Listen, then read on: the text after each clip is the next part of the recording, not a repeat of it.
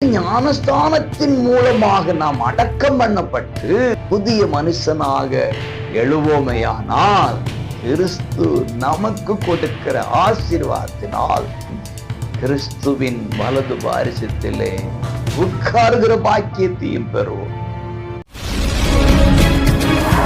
பிரியமானவர்களே, இயேசுவின் இன்ப நாமத்திலே உங்களை மனதார வாழ்த்துகிறேன். இயேசப்பா உங்களை ஆசீர்வதிப்பாராக. கொலோசியர் 2:12 ஞானஸ்தானத்திலே அவரோடு கூட அடக்கம் பண்ணப்பட்டவர்களாகவும் இயேசு ஞானஸ்தானம் எடுத்தார். தண்ணீரில் மூழ்கி ஞானஸ்தானம் எடுத்தார்.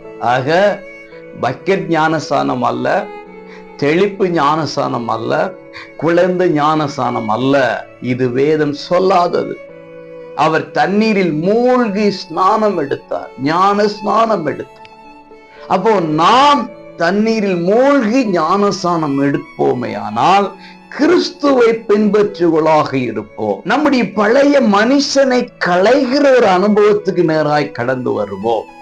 அப்போ கிறிஸ்து பிதாவின் நீதியை நிறைவேற்றுகிற ஞானஸ்தானத்தை எடுத்ததினாலே, அதாவது கீழ்ப்படிந்ததினாலே, பிதாவானவர் அவருக்கு கொடுத்த சகல ஆசீர்வாதத்தினாலும் அவர் நிரப்பப்பட்டவராயிருந்தது மட்டுமல்ல, அந்த பிதாவின் வலது பாரிசத்திலே அமர்ந்திருக்கிறார்.